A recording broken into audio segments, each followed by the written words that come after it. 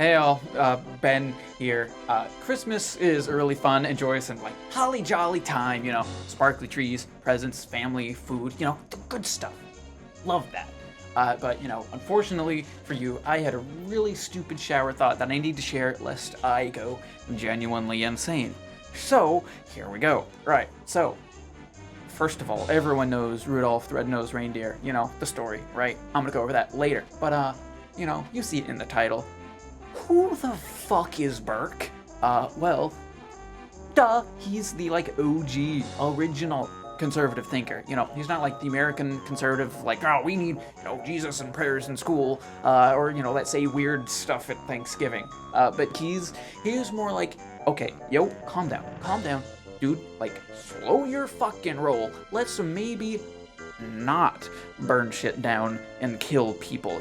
That's bad. He's that kind of conservative. He's like, he literally bore witness to the French Revolution. It was like, I'm gonna write a whole book theory thing about how that is not what we need to be doing. And he was right. His whole thing, on top of that, is family, tradition, the metaphor that summarizes his entire shtick perfectly, didn't come from him. I think it's Newton, Sir Isaac Newton, that math nerd you may have heard about, gravity and apples, that guy, probably heard it elsewhere. He said, "We stand on the shoulders of giants." And that, first of all, bars, banger quote. Basically, it just says, society didn't just show up overnight. It just, right? It took generations of people progressing, making decisions that carry just immense, moral weight, especially at the time, if you think about it, until today.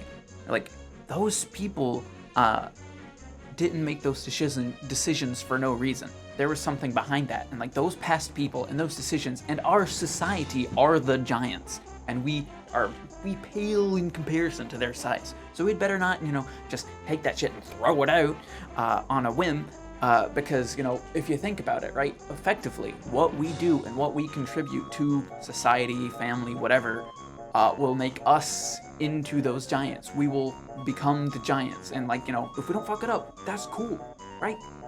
I want to be a giant. I'm short as hell. So, hell yes. His other big thing was incrementalism. Taking shit slow. Slow your roll.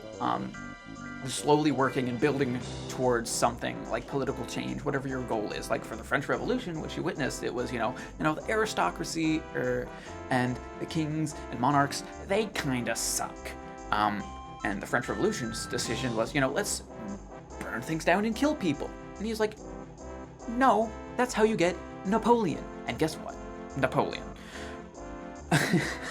And he said, what we need to do is just slowly, slow burn, right? People will accept it more. It takes time for things to happen and for people to change. And you're not letting that time happen when you burn stuff down and kill people. So what does any of that have to do with Rudolph the Red-Nosed Reindeer? This old-ass stop-motion Christmas cartoon?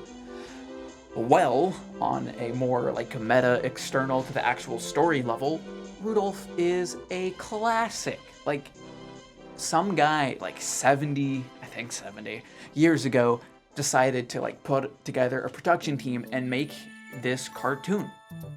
And, it was so good that people made traditions, started building giants out of watching this show.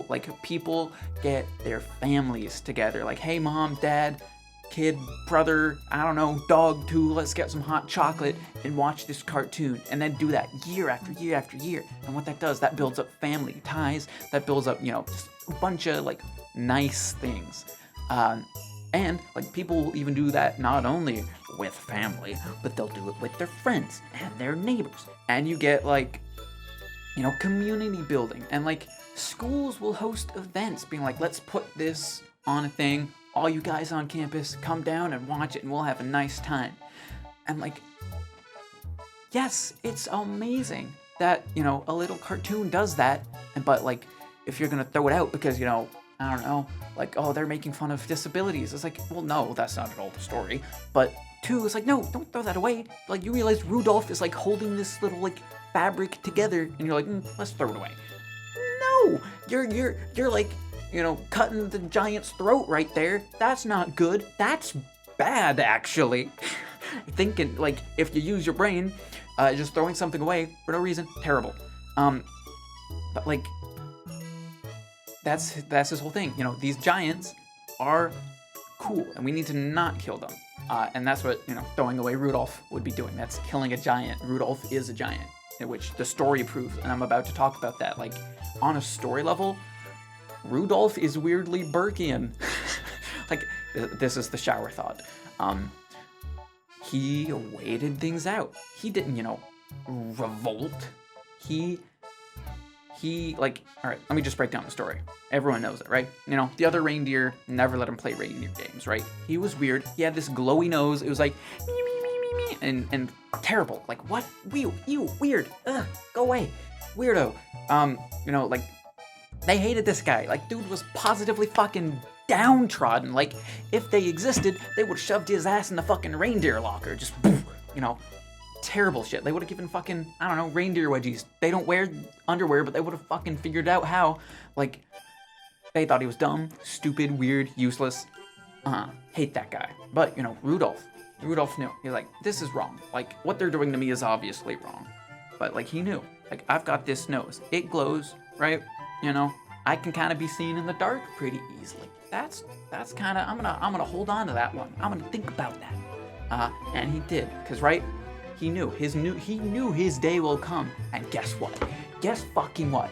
And like, one motherfucking foggy Christmas Eve, Santa came to say, fucking Rudolph, with your nose so bright, won't you guide my sleigh tonight? That's it. It's Rudolph's time. It's his day. It's motherfucking Rudolphing time. Let's go, right? And like, on top of that, Rudolph wasn't vindictive. He wasn't a little bitch about it. He was like, hell yes, Santa, let's fucking go. I know it's my duty to those kids, to you, to fucking Christmas as a concept, to motherfucking the giants, It's his duty to get in that sleigh with these guys who hated him, who spat on him, who shoved his ass in the fucking locker, and right, it was his duty to be there, guide that sleigh and prove those guys wrong. After years, it took, like, in the original show, he was like a little dinky ass deer in the beginning, but he grew up, he got them horns and shit. There was like a weird romance thing with the lady deer, but who cares? We're talking about Rudolph. Like, he grew up, it took years. He had to wait for it, and guess what? Like, he proved them wrong. He did everything right, and right, the dude was celebrated. That motherfucking reindeer went down in history. Like, because he was patient and like proved over time, over like an incremental period of time, that he wasn't useless, right? He waited for his day. He knew that like he would be accepted if he didn't, throw a fucking fit, right? Dude, just imagine, just imagine if he was out there with his little picket sign, red nose rights, red nose rights. The other reindeer would not have just not invited him to the reindeer games. They were fucking like thrown his ass to fucking North America. Like, get out of here. They already hated him, and that Rudolph being a little antagonistic little shit would not help in the slightest. Like, dude, when that foggy Christmas Eve would rock up again, they wouldn't call Rudolph. They'd be like, I'm gonna go anyways and risk fucking crashing and ending Christmas forever rather than deal with Rudolph, because he's annoying. And like, if you want to take the more extreme example, if Rudolph rocked up and fucking burned down Christmas and killed everybody, that obviously sucks, because guess what? Now there's no Christmas. That's obviously bad. Like, he would not go down in history, like, if you were just the little protesty guy. Like, he would get like one of those shitty little blurbs in a, like, history textbooks that like an A-push teacher would make one question on a little test for, right? He would not be as accepted and popular as he was had he been a little, impatient French revolutionary deer.